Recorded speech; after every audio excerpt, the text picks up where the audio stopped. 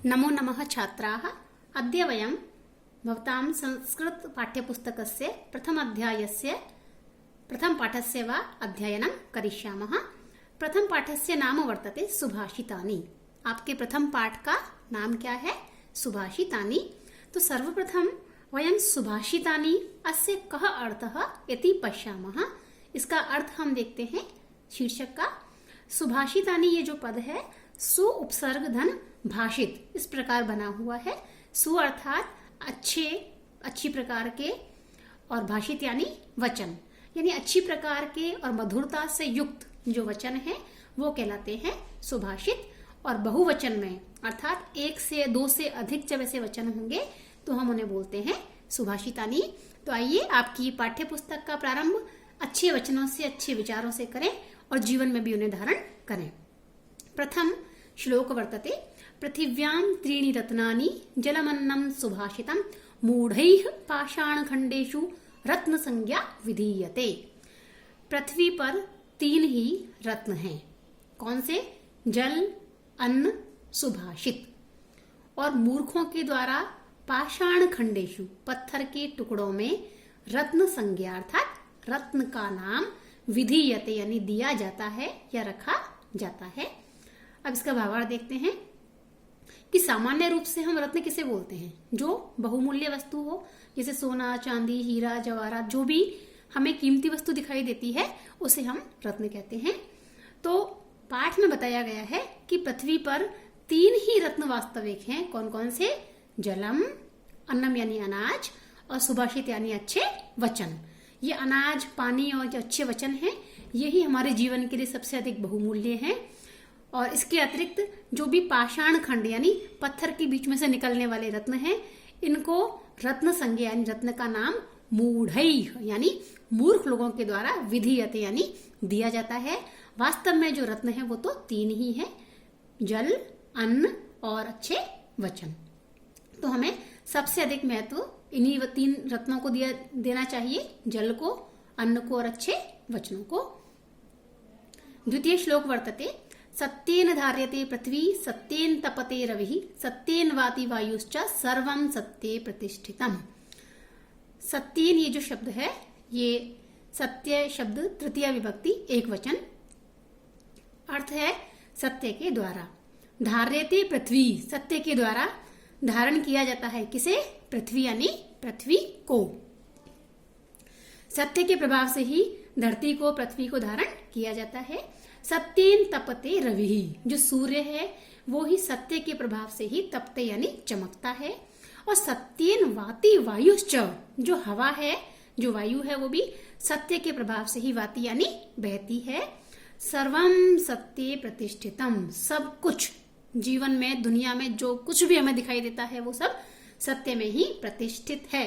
अर्थात सत्य है तो सभी अच्छी चीजें, आवश्यक चीजें अपनी जगह पर स्थिर हैं। ये सब सत्य का प्रभाव है। और यहाँ सत्य जो है इसका अर्थ जो जैसा है वह तो है ही ये सत्य। इसके अतिरिक्त सत्य का अर्थ यहाँ है शाश्वत नियम। जो भी शाश्वत नियम है उनका पालन ही सत्य है। उन्हीं नियमों के पालन से धरती अपनी जगह स्थिर है। सूर्य भी समय पर, नियत स्थान पर, नियत समय पर हमें दिखाई देता है, वह भी शाश्वत नियमों का पालन करता है। इसी प्रकार हवा भी बिना किसी भेदभाव के अपने नियमों का पालन करती है। तो इस प्रकार ये जो नियम है, जो शाश्वत सत्ता है वही सत्य है और सब कुछ उसमें ही प्रतिष्ठित है। हम सभी की सत्ता भी उसके कारण ही है। अतः सत्य को जीवन में धारण हमें अवश्य करना चाहिए। तृतीय श्लोकः दाने तपसि शौर्ये च विज्ञाने विनयेन विस्मयो न हि कर्तव्यो बहुरत्ना वसुंधरा। ये 1, 2, 3, 4, 5, 6 ये जो 6 शब्द हैं इन सब में एक बात सामान्य है कि ये सभी सप्तमी विभक्ति एक वचन के रूप है। सप्तमी विभक्ति का जो कारक चिन्ह है वो मैं और पर है। तो अब हम सब में लगाएंगे मैं। दाने दान में, तपसी तपस्या में, शौर्य शूरवीरता में, विज्ञाने विज्ञान के क्षेत्र में, विनय यानी विनम्रता के क्षेत्र में और नय यानी नैतिकता के क्षेत्र में। इन सभी क्षेत्रों में विस्मयो न ही कर्तव्यो आश्चर्य नहीं करना चाहिए और घमंड भी नहीं करना चाहिए। क्यों? क्योंकि वसुंधरा बहुरत्ना, हमारी जो धरती है, जो वसुंधरा है, वो कैसी है? बहुरत्ना, बहुत ज्यादा रत्नों वाली है। तो भावार्थ देखते हैं इसका कि हमें कोई व्यक्ति कितना भी दानवीर दिखाई दे, या हम कितने भी दान को कर लें, कितनी ही तपस्या हम कर लें, या फिर कोई व्यक्ति कितनी ही तपस्या वाला हमें दिखाई दे, इसी प्रकार शूरवीरता में, विज्ञान के क्षेत्र में, विनम्रता के क्षेत्र में या नैतिकता के क्षेत्र में हम चाहे कितना ही अच्छा काम कर लें, या हमारे साथ वाला कोई कितना ही अच्छा काम कर ले, ना ही तो हमें आश्चर्य करना है देखकर, और ना ही अपने ऊपर घमंड करना है कि हम कितने बड़े दानवीर हैं, हम कितने बड़े तपस्या वाले हैं। क्यों? क्योंकि जो हमारी धरती है वो इतने रत्नों से भरी हुई है। इस प्रकार के दानवीर, तपस्या वाले, शूरवीर इतने अधिक हैं कि किसी एक को उसका इतना महत्व नहीं दे सकते। इसलिए हमें ना तो आश्चर्य करना चाहिए और ना ही ज्यादा गर्व इसका करना चाहिए। जितना हमसे हो सके उतना हम करें, क्योंकि धरती पर ऐसे श्रेष्ठ व्यक्तित्व रूपी रत्नों की कोई कमी नहीं है। इसीलिए यहाँ विस्मय में सामान्य अर्थ आश्चर्य के साथ हमने घमंड को भी जोड़ा है कि हम अपने ऊपर जरा भी आश्चर्य ना करें या घमंड ना करें कि हमने इतना अधिक ये कार्य कर दिया है। अगला श्लोक, सद्भिरेव सहासीत सद्भि कुर्वीत संगतिम सद्भि विवादम मैत्रीम च ना सद्भि किंचिदाचरेत। इसमें जो एक सामान्य शब्द है सद्भि, जो 4 बार आया है, सद्भि शब्द का अर्थ है सज्जनों के साथ। तृतीय विभक्ति बहुवचन का रूप है और साथ के लिए सह के योग में तृतीय विभक्ति आती है। तो सज्जनों के साथ, सद्भि जहां भी आएगा सज्जनों के साथ। रेव में एव शब्द है, सद्भि धन एव, सज्जनों के साथ ही, हमें सज्जनों के साथ ही सह आसीत, साथ में आसीत बैठना चाहिए। यानी हमें हमेशा जो अच्छे लोग हैं, जो सज्जन लोग हैं, उनके साथ ही बैठना चाहिए। सद्भि कुर्वीत संगतिम, अच्छे लोगों के साथ ही हमें संगति या साथ करना चाहिए। सद्भि विवादम मैत्रीम च, हमें चाहे जो विवाद करना हो, वाद विवाद करना हो, तर्क करना हो, वितर्क करना हो, वो किसके साथ करना चाहिए? सज्जनों के साथ ही करना चाहिए। और मित्रता करनी हो तो भी सज्जनों के साथ ही करनी चाहिए। तो ना सद्भि, देखिए ना धन असद्भि, इस नाम में अ मिला हुआ है। असद्भि यानी जो असद्भि अर्थात दुर्जन जो हैं, जो बुरे लोग हैं, उनके साथ किंचित, यानी ये किंचित और आचरित अलग अलग होंगे। किंचित यानी कुछ भी, आचरित यानी व्यवहार करना चाहिए। और ना हमें दिखाई यहां दे रहा है, तो इसका अर्थ होगा कि असद्भि किंचित न आचरेत, अर्थात जो दुर्जन लोग हैं, जो बुरे लोग हैं, उनके साथ कुछ भी व्यवहार नहीं करना चाहिए। हमें जो भी व्यवहार रखना हो, चाहे मित्रता हो, उठना बैठना हो, संगति करनी हो, वाद विवाद जो भी करना हो, सज्जन लोगों के साथ ही करना चाहिए। और दुर्जनों के साथ किसी प्रकार का कोई भी व्यवहार नहीं रखना चाहिए। यह शिक्षा हमें इस श्लोक से लेनी है, क्योंकि संगति का प्रभाव हमारे जीवन में अमिट रूप से पड़ता ही पड़ता है।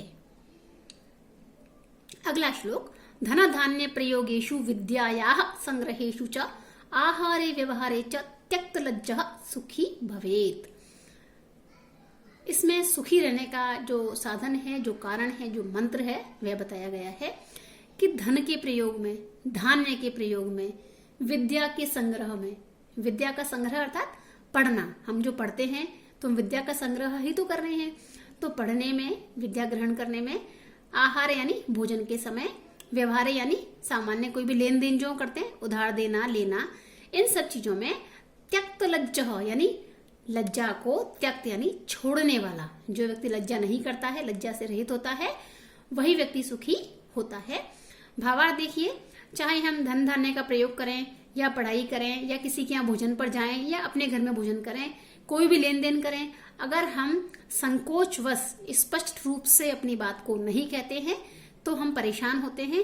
इसीलिए इन सब क्षेत्रों में अगर हम स्पष्ट रूप से बात कह देते हैं, लज्जा को छोड़ देते हैं, तो ही हम सुखी रहते हैं। अतः हमें भी इस श्लोक से प्रेरणा लेनी है कि इन सभी क्षेत्रों में, हर क्षेत्र में स्पष्ट रूप से कहें अपनी बात को, जिससे हम परेशान ना हो और सामने वाला भी हमसे परेशान ना हो, हम भी सुखी रहें और सारे व्यवहार हमारे अच्छे से हों। अंतिम श्लोकः, क्षमा वशीकृतिर्लोके क्षमया किम न साध्यते शांति खड्गः करे यस्य किम करिष्यति दुर्जनः। क्षमा अर्थात माफ करना, जो माफ कर देते हैं हम किसी व्यक्ति को किसी गलती के लिए, उसे बोलते हैं क्षमा करना। वशीकृति यानी वश में करने वाली है, उसके वश में सभी आने वाले हैं। लोके अर्थात संसार में, इस संसार में जो क्षमा है, जो माफी का गुण है, वो अपने वश में सभी को करने वाला है। क्यों?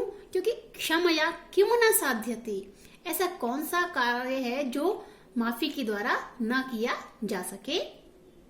शांति खड्गः करे यस्य, करे अर्थात हाथ में, और शांति खड्ग यानी शांति रूपी तलवार, माफी रूपी शांति रूपी तलवार जिस व्यक्ति के हाथ में है। किम करिष्यति दुर्जनः, उसका दुर्जन अर्थात दुष्ट व्यक्ति भी किम करिष्यति, क्या बिगाड़ लेगा। अर्थात जो व्यक्ति शांति से माफ कर देने का गुण अपने पास रखता है, शांति अपने पास रखता है, उसका दुष्ट से दुष्ट व्यक्ति भी कुछ भी नहीं बिगाड़ सकता। अतः हमें माफ करना चाहिए दूसरों को, और शांति के साथ में अपना जीवन में रहना चाहिए, जिससे हमारा कोई भी व्यक्ति कुछ भी ना बिगाड़ सके। पुनः देखते हैं, क्षमा कर देने का गुण सबको अपने वश में करने वाला है इस पूरे संसार में। क्षमा के द्वारा ऐसा कौन सा कार्य है जो नहीं हो सकता। शांति रूपी तलवार जिस व्यक्ति के हाथ में है, उसका दुष्ट से दुष्ट व्यक्ति भी किम करिष्यति, क्या बिगाड़ लेगा, अर्थात कुछ भी नहीं बिगाड़ सकता है। आशा है आपको ये सभी श्लोक समझ में आए होंगे। इसी के साथ आपका ये प्रथम पाठ समाप्त होता है। अगले चरण में हम इसके अभ्यास प्रश्नों पर चर्चा करेंगे। धन्यवाद।